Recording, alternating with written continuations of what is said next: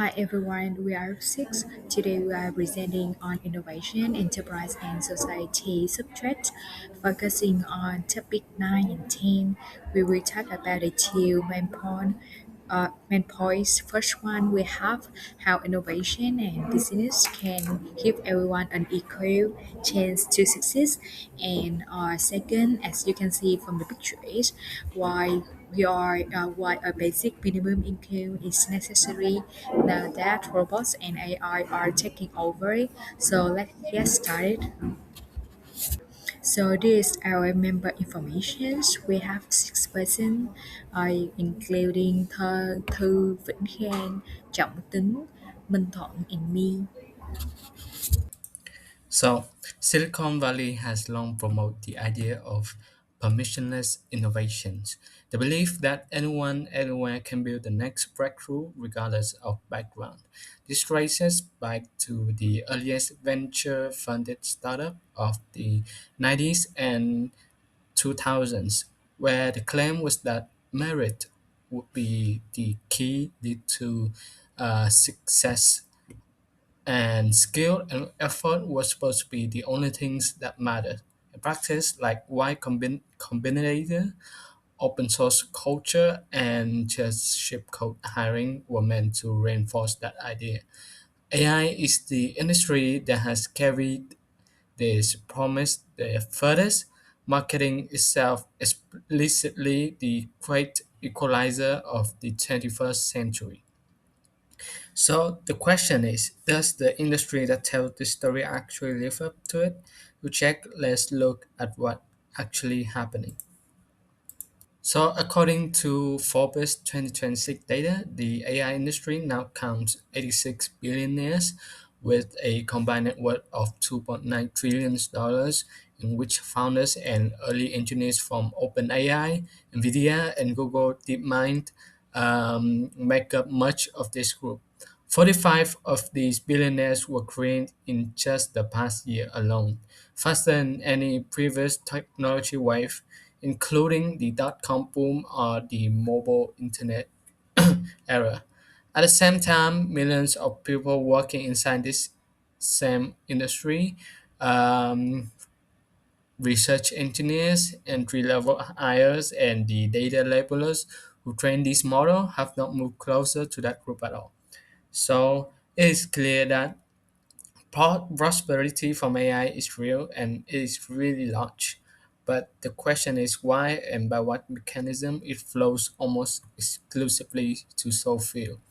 To answer that question, we first need to be precise about what the motion is actually asking us to test. The motion uses a specific phrase. You call opportunities to achieve prosperity. We think this requires two separate conditions, not one. The first is the opportunity to compete, being able to compete for a position that can generate prosperity, not just being allowed to submit an application. This is a question about the starting gate who get to enter the race for the highest value roles in the first place and what terms.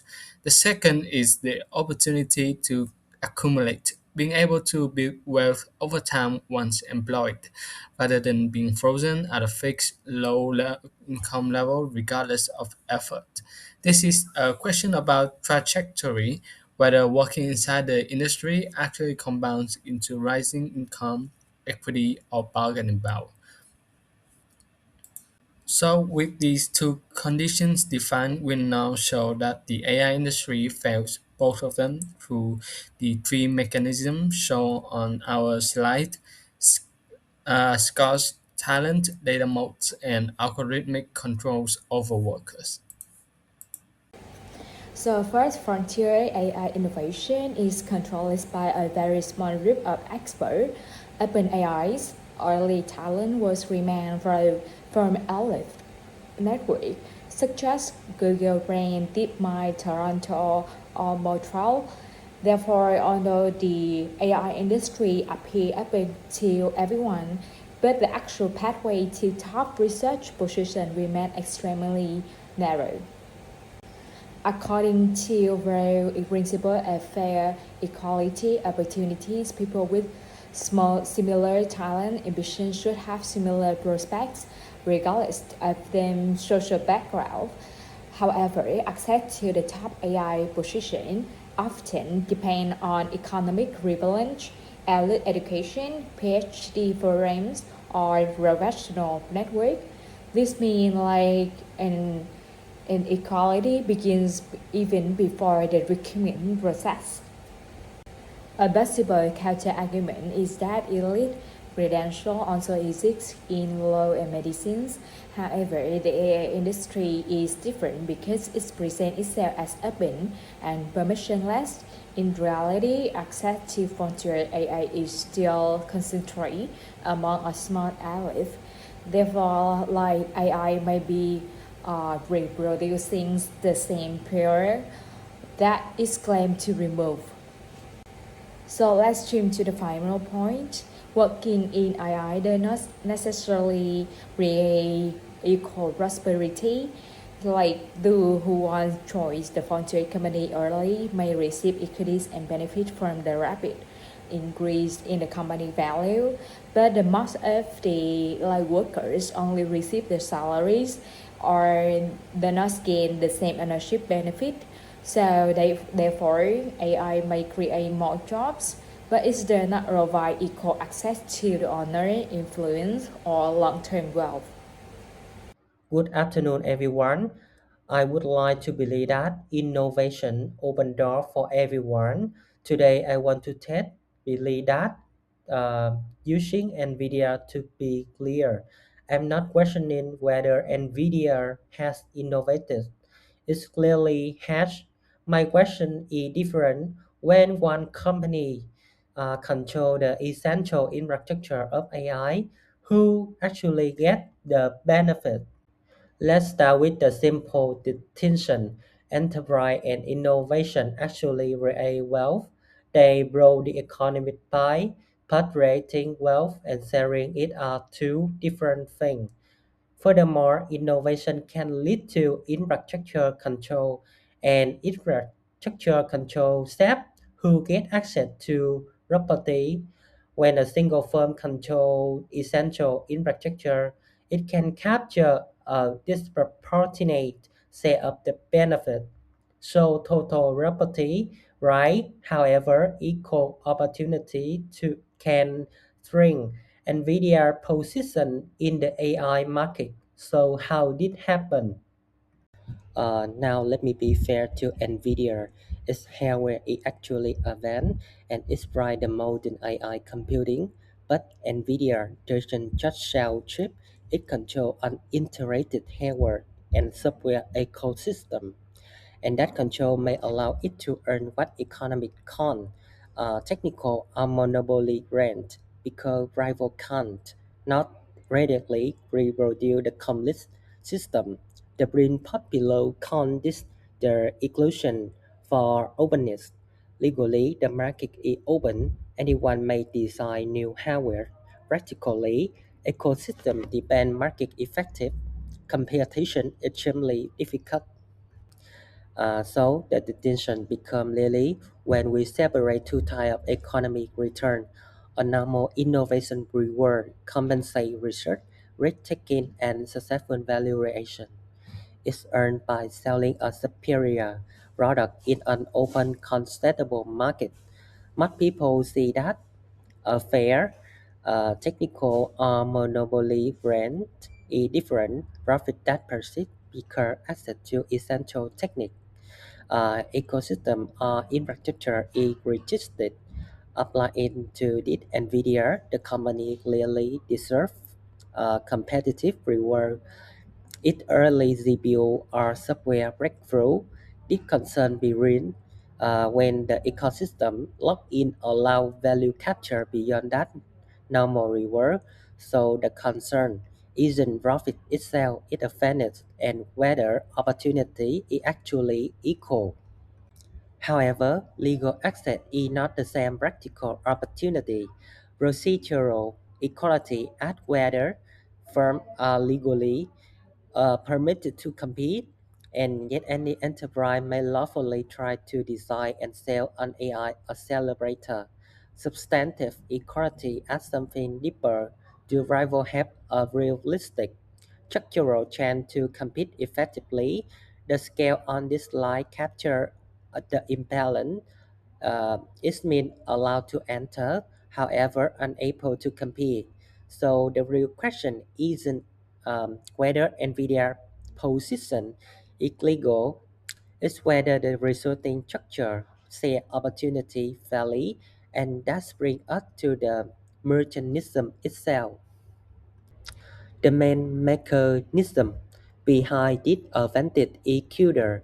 Over nearly 2 decades, developers have accumulated code, library, specialized skill, and knowledge inside this one platform. See the flywheel on the right. More developer attract more user, and more user encourage further development. The network effect creates deep customer dependency, leaving mean rewriting software, retraining engineer, restating application, and accepting operational risk. It means the high switching cost. This is a competitive deficit. A rival cannot simply offer hardware that's equally good or even slightly better. CUDA matter. Post-software dependency is only one part of Nvidia advantage. Look at the one in the middle of the slide. A new competitor needs multi-billion dollar capital. It also needs access to leading-edge chip fabrication. It needs advanced packaging capacity with also constraint, and it must build the supplier and hyperscaler relationship Nvidia enjoy. So to conclude, the final diagram brings everything together. Ecosystem investment builds switching cost and barrier. Contestability weaken, rising power role, and possibly technical rent and concentrated property. That estimate include R&D, design, software support, and corporate cost, so isn't poor profit is the matter alongside with the dominant switching cost and barrier. Downstream startup, university, and researcher join AI innovation only on the nominal owner's term. Nvidia brew innovation can create enormous property without offering equal opportunity to access or share in it. Our third argument is that AI is no longer replacing only workers, it is increasingly replacing managers. As AI systems evaluate performance, assign work, and determine wages, they reshape the relationship between employers and workers.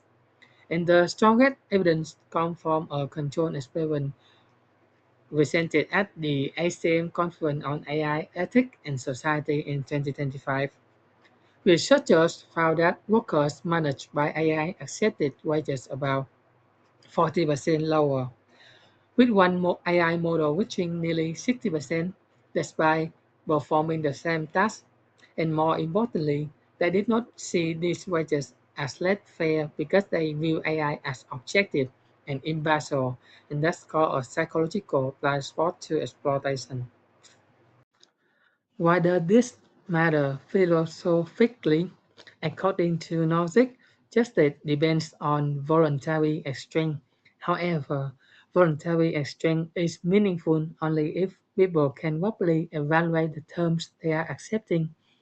The IES study suggests that AI changes this evaluation process.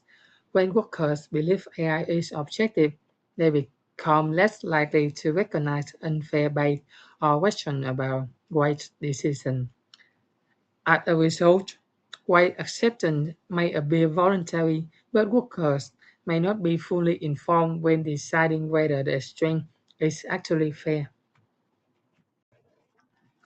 These findings also have important implications for equal opportunity and long-term prosperity. Equal opportunity is not simply having a job, it also means having opportunities to improve your economic positions. If AI management makes workers less likely to question wage decisions. It weakens one of the key mechanisms which people improve their economic position. And from an economic perspective, prosperity is built over time to salary growth and successful negotiation. If workers negotiate less, they may capture a smaller share of the value they create, making long-term prosperity more difficult to achieve. To conclude, our three arguments all point to the same underlying issues. AI affects more than workers' income. It reshapes the mechanism which workers build long-term prosperity by changing career opportunities, labor market mobility, and bargaining power. Universal basic income may provide important short-term financial securities. However, it doesn't directly address these structural changes. Therefore, our team argues that if inequality is created by structural change in the labor market, the solution must also go beyond income transfer. Thank you.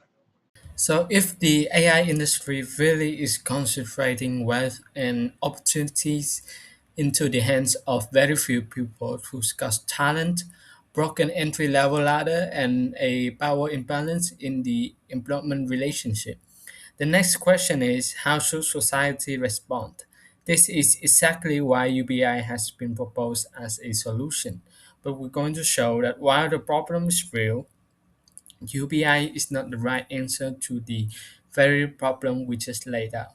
This brings us to our second topic. Topic 10 asks whether universal minimum income is necessary and desirable in the age of robotics and AI. Our group disagree. Before we get into the case, we want to start by being precise about what we are going against. So let's define UBI properly first.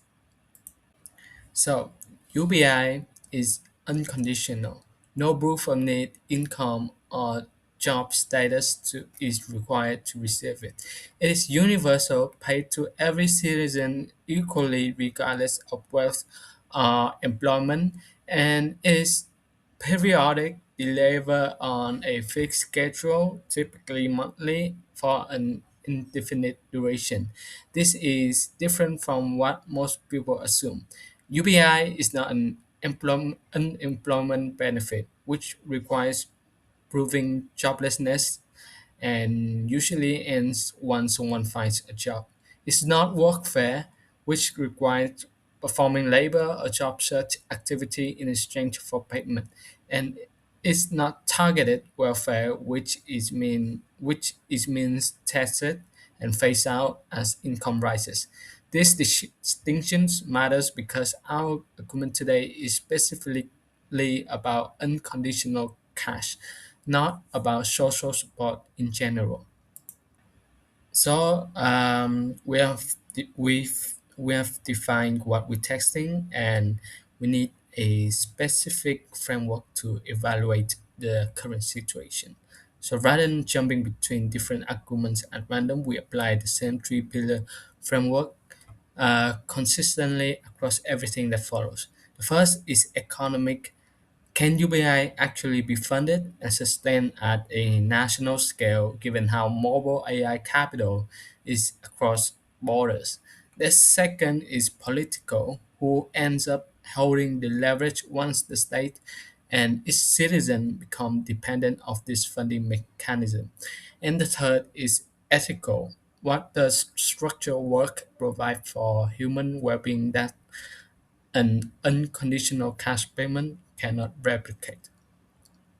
With this framework in place, I will hand it over to the next teammate who will walk us through the case that put all three of these pillars to the test.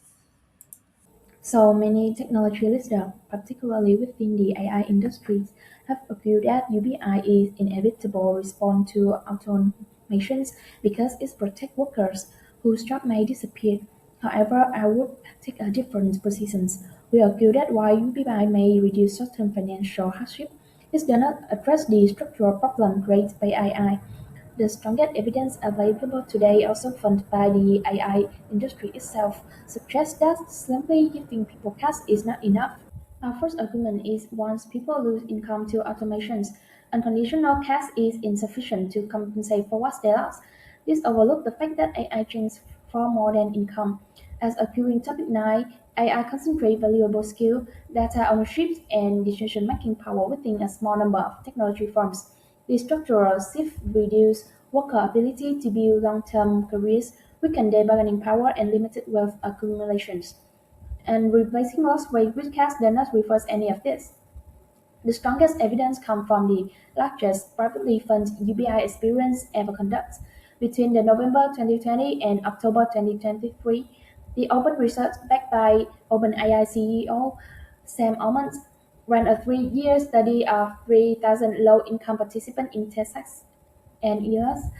Of these, 100 participants received $100 a month unconditionally, while 200% in control group received $50 a month. Almond personally contributed $14 million toward the roughly $60 million raise, making it the largest study of this field. The results directly undercut the case for UBI as a solution to AI-driven disruptions. Recipients did increase spending on necessities such as food, housing, and transportation. They also report reduced stress and improved mental health, but only during the first year. By year 2 and year 3, those psychological gains had faded entirely. Under physical health, the study found no significant effect, no improvement on self-report healthcare access, or even health behavior such as exercise or sleep. The employment findings are even more damaging to the UBI support positions. Recipients did not move to better jobs or see improved job quality. In fact, cash transfer were associated with worse, not better labor market outcome.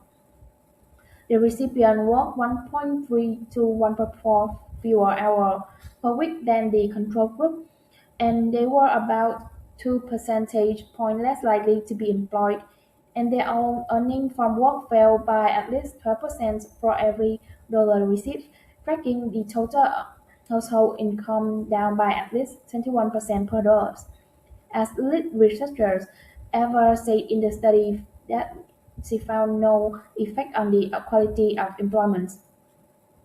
Simply redistributing income is insufficient. Instead, the OpenAI 2026 white papers propose a public wealth fund that would allow citizens to directly share in the AI-driven economic growth by giving everyone a stake in the return generated by AI-related investments. Rather than relying on solely on cash transfers or traditional welfare, this shift particularly significant because it suggests that even one of the strongest supporters for UBI recognize that fundamental issues is ownership and access to productive assets, not simply the availability of income. Continue with our analysis from an economic perspective. This finding challenges the central assumptions behind UBI. The debate is not whether cash can reduce poverty. It clearly can. The more important question is whether cash alone can restore the opportunities that AI has altered. Our answer is no. Money can temporarily reduce their financial stress, but it cannot recreate the career pathway that disappear through the automations. It cannot generate the productive employment, rebuild the worker bargaining power, or redistribute ownership of the AI technologies that increasingly create economic value. This argument is also consistent with the economic perspective of sustainable prosperity depend on productive participation and meaningful work rather than rely solely on the income transfer. And moving to the political analysis, some commentators describe UBI as a way to protect citizens from technological disruption. However, another concern is who ultimately design and control that safety net. Following the publications of the open research finding, OpenAI policy's recommendation is increasingly expand beyond the unconditional cash transfer toward broader proposals, such as the public investment in AI infrastructure, industrial policy, and shared ownership mechanisms.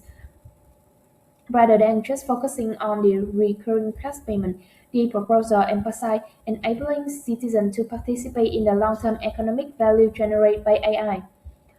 Mm, More broadly, if government grow dependent on large AI firms to design future welfare systems, those firms may gain significant influence over the public policy instead of reducing the inequality. Society might unintentionally concentrate even more on the economic and political power in the organizations that are really dominant in the AI development.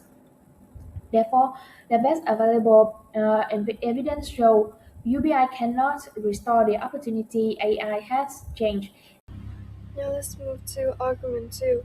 Cash transfer alone cannot be human capabilities. As 2 has shown, the open research experiment found that cash transfer did not fundamentally change participant long-term circumstances. From an ethical perspective, this revealed that people need more than income. They need opportunities to develop their abilities and adapt to an AI-driven economy.